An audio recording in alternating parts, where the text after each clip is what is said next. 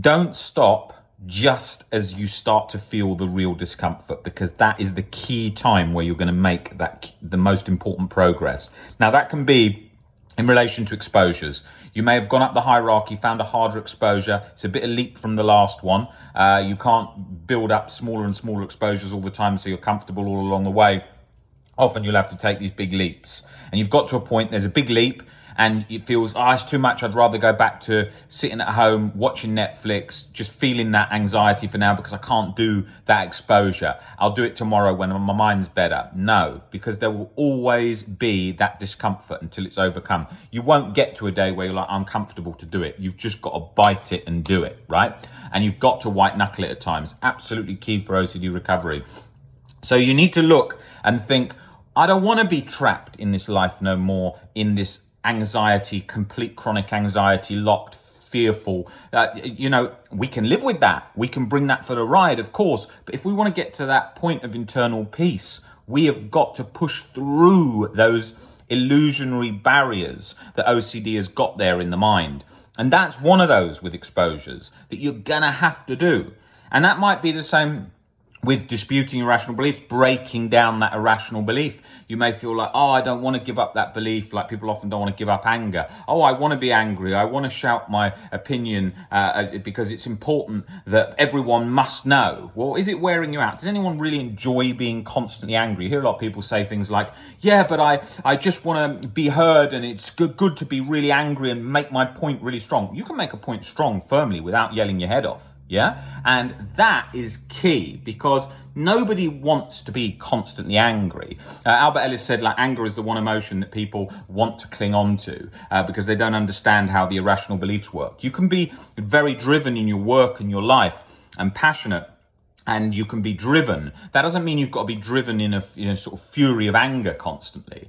And that's hugely missed. And you see that today, so commonly missed. And loads of sort of social media stuff you often see where people are like, you should yell and you should shout and when you're angry and make your point and stuff like that. Well, no, it's not very healthy. If you look at sort of people that we tend to look up to, people that are sort of prominent figures in different things, they tend to be sort of calm. They tend to be sort of cleverly think about what they're saying without their emotions changing. If you look at any, not making any political references, but if you look at any politicians that are sort of presidential leaders throughout history, or people like that, and you look at the ones that you admire, they're usually people that are calm, collective, make decisions. They're passionate and strong at times, but they're not sort of letting anger throw them left, right and centre and all over the place. I often say about anger, when we shout and scream when we're angry, we give a speech that feels like the best speech we're giving at the time, but then on reflection we think, why the hell did we say that? Feels like it's coming from inside and needs to be said, but in reality we think, no, we shouldn't have said that. So that's really key. And I think that when we look at all of our sort of journey through life and how we conduct ourselves in our day-to-day sort of routines, we tend to stay in habits of comfort. And we have to break those up and do things that we don't like. And as we do that and we push through those difficult barriers, we progress and change and adapt. And that's where adaptation comes from. The same in the gym. If you work out only when you're going heavier or you're running faster or harder, that's when the body really changes, because it has to adapt to the circumstances. And that is so key for OCD recovery. You're going to feel discomfort when you're disputing beliefs. You're going to feel discomfort when you're exposing. You're going to feel discomfort on the days where you think, shit, this is so horrible having anxiety, but I've still got to get up, go to work, go to the gym, whatever. Avoiding compulsions. Think about how often you want to just escape and avoid.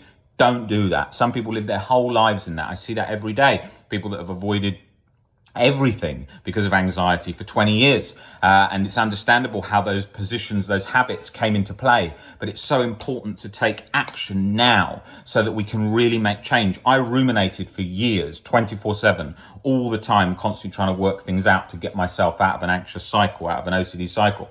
And I was completely consumed by it because I didn't understand it. But you do understand it now with these resources. You do understand what's going on. So now it's up to you to really change that.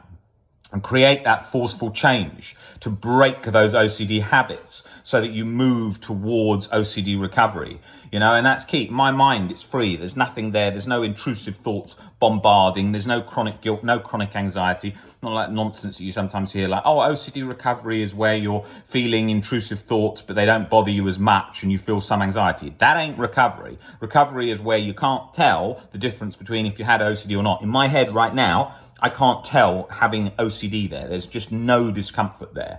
I'm just talking. Now I'm talking. It's completely free, the mind. So just to recap, I was in a position of constant chronic guilt, constant chronic anxiety, constant intrusive thoughts like a machine gun going off in my head. So I know what that feels like the second you wake up out of bed. Oh my God, my life's consumed by this. Oh my God, I'm never going to get out of this.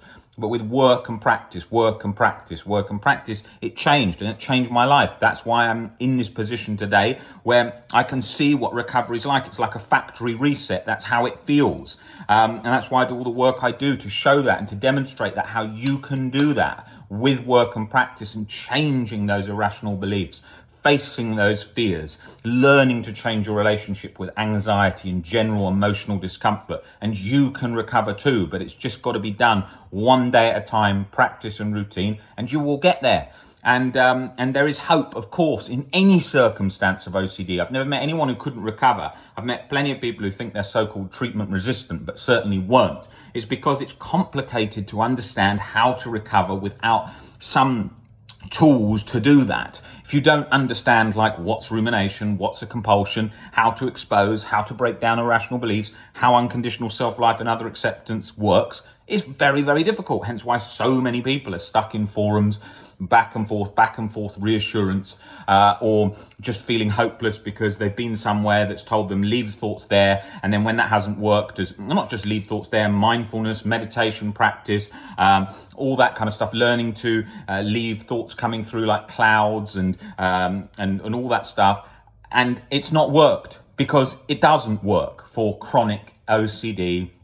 That's sort of just constantly latched to, say, like, for example, POCD, harm OCD, real event OCD. It doesn't tend to unlatch just like that. That's why people are so stuck, because it's like a allergic reaction that's too strong to it, and you've got to bring that down, right? And that's so key, because for mild OCD, of course, just changing relationship with thoughts, it can often lift like that. Or with some chronic OCD where you get certain exposures get in there and then you get relief. But then the people who haven't got relief are like, oh my God, I'm different, I'm worse, I'm more stuck. But it's just because it doesn't work. Most people don't understand it. 90+% of people do not understand how OCD recovery works. There's no treatment resistant. If you ask someone who says they're treatment resistant, excuse me, can you tell me what you're worried about? There's always a thing they're worried about. And, I've argued that for a long time, like where people are like, oh, yes, there are things called treatment resistant. There's a certain medical study that shows a certain number of people are treatment resistant. Yeah, well, okay, line all those people up and ask them exactly what they're scared of, and there'll always be a thing. But what is not understood is how to get them not scared.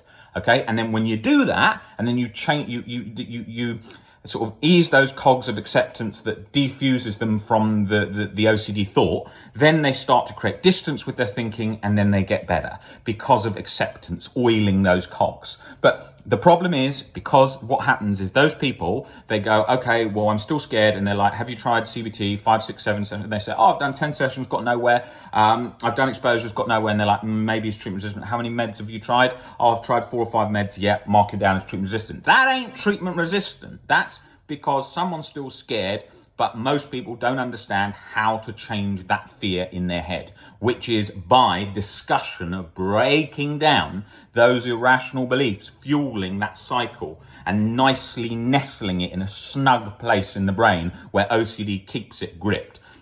Me with chronic guilt, real event, false memory OCD, latched in the past from things of the age of 13 and 14, nicely nestled, latched, chronic anxiety pumping away 24/7. That's what it does, okay? I have any of those treatment resistant cases in 2 seconds. What are you scared of? Oh, a real event. Okay, fine. What have you done to do that? I've been told to do scripts. I've been told to put them on a tape. I've been told to listen to them. And I know straight away, yeah, but you still believe it's 100% real, right? Yeah. And you still believe that it's not OCD. Yeah. And you're still terrified of that outcome. Yeah. It's obvious why they're stuck. It's as clear as day. But like many things in life, Just because something is obvious doesn't mean it falls through the gaps of history of how people work to help that person. If in front of them they're like, okay, the doctor's there and they go, okay, so this person's presenting like this. Have you done CBT? Yes. Have you done your meds? Yes. Still stuck? Treatment resistant. Terrible. Not treatment resistant. So obvious. The person's scared of something. If you change their beliefs, would they still be scared? No. Would that lead to no suffering? Yes. So therefore, there is no such thing as treatment resistant. Treatment resistant is a term describing something that is misunderstood by the OCD community. That's what it is. Okay? What happens is it's not easy with some people to change their perception. It takes more practice. It takes more looking at it from different angles. That is why it can often be regarded as treatment resistant. It's like saying with going to the gym, I go to the gym once, but I'm not in the shape I want to be. Well, have you tried going to the gym 5 times? No. Therefore, I can never get in shape. It's like that. But it's the tools that are being used. If you just did 100 reps of 1 kilo, you wouldn't get the arm size that might be your particular goal if that was the thing you were after. And that's exactly the same here. You can do exposure after exposure after exposure after exposure, and it will not bring relief if the belief hasn't changed. The person just feels re-triggered and re-triggered and re-triggered with no understanding of what is going on. So you've got to change that perception of things. That is the root cause of all the problem. It's looking at what those irrational beliefs are, those core irrational beliefs that are fueling the whole cycle. That's what you need to look at.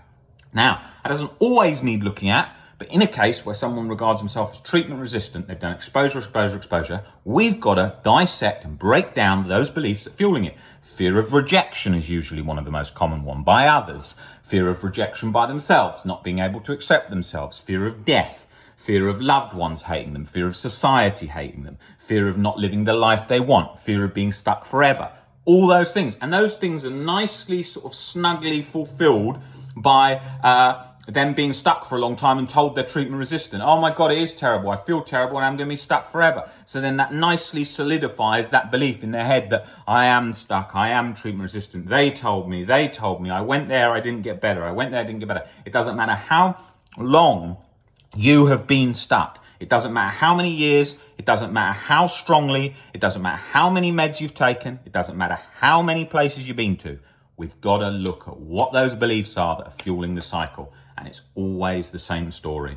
And I've been saying that for over a decade. And this is the work we do. And we've been doing for a long time. And we raise awareness of this all the time. And it's changing. Now you're hearing acceptance being spoken about more and more. You're seeing that happening more and more, you know, and that's what we try and do. And that's what our work is all about. Raising awareness, acceptance, unconditional self-life and other acceptance, how to break down beliefs. It's not just knowing about acceptance. It's, you know, looking at those beliefs, breaking those down, and how to do that, how to get in there from different angles. A lot of treatment resistant people will be like, yeah, I know about acceptance, but it didn't work for me. No, it does work, but you've got to come at it from all the different angles to make that work. And, you know, there is an element of an art to it. And in terms of how you approach that and how you do that, it takes practice. Like I was stuck with certain beliefs for years, and then I had to look on paper, I had to look philosophically about situations and compare those, not in a compulsive way, and then to break that down. And that took a while for that to come about. You know, philosophy is, you know, and how you're looking at your beliefs and your perception of the world isn't instant. You don't just change your mind. It's like you might go for dinner, have a glass of wine with your partner you've been for 3 years, and then think something different about them in that moment, and then it changes your experience of the relationship.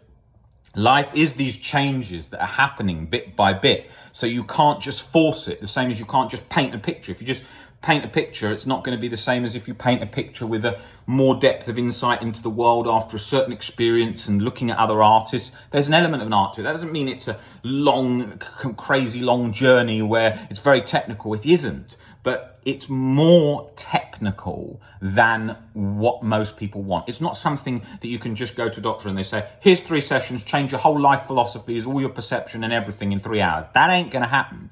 You might change your perception very quickly when we're working on something and we can look at exactly what the problem is very, very quickly, and it's quite an easy one to do. But something like someone getting over fear of harm, fear of quite severe harm, that's going to take a while to change their perception. Not a lifetime, might take months, might take a couple of years, but we've got to change that perception of not self-defeating and beating ourselves up endlessly for a hypothetical scenario in the past or future. You know, those kinds of things we need to deconstruct bit by bit by bit, and it's hugely misunderstood.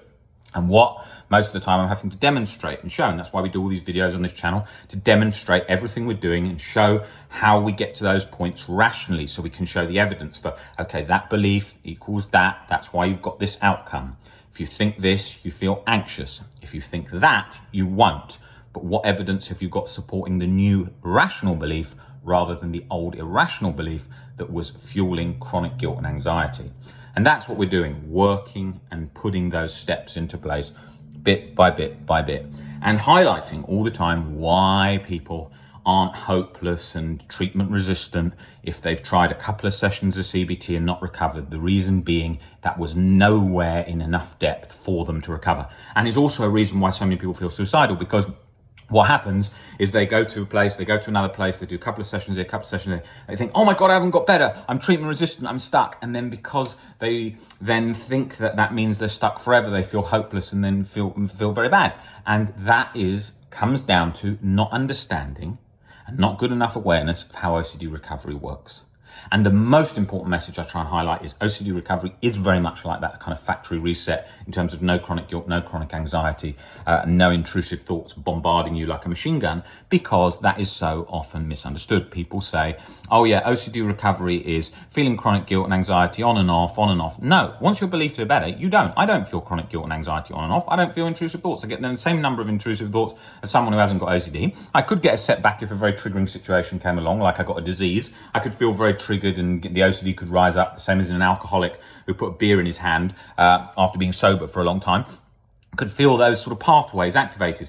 But that does not mean that by any means that OCD recovery is some sort of chronic state of suffering you just have to learn to put up with. That's an old myth that's still hugely common, and it's not. It's not having 3 panics a day and putting up with it. That's not recovery. Recovery is the absence of chronic suffering. And that is key, and that can't be highlighted enough. So those are the key points there about the recovery journey and the so-called treatment resistant and all these things. And I hope that helps put that into position. And we'll be covering that in a lot more detail. Like, for example, tonight we've got the chronic guilt webinar where we're going into detail about how to break down chronic guilt. We've got the 3-part OCD recovery webinars coming up, which is the whole process of recovery and what's involved. So if you want to book on those, just email info@ocdrecovery.com and you can book a place on one of those webinars. Great place to start with if you're just starting on the journey, and a great place if you're further along the journey to get more insight into it, because along the journey it can be bumpy, of course, as we all know, so extra insight's really helpful. It can create those light bulb moments that create those shifts. But don't chase that shift. Don't try and, I've got to get the shift, I've got to get the shift. Instead, sort of ease off the gas, take it one day at a time, go along, learning bit by bit by bit, and you'll get there. You will get there. There is hope. You can do it. You can recover. Anyone can recover, but it takes practice and persistence, and you can do it. Guys, great to see you all on here. I'll be back on soon doing another video. Take it easy, guys.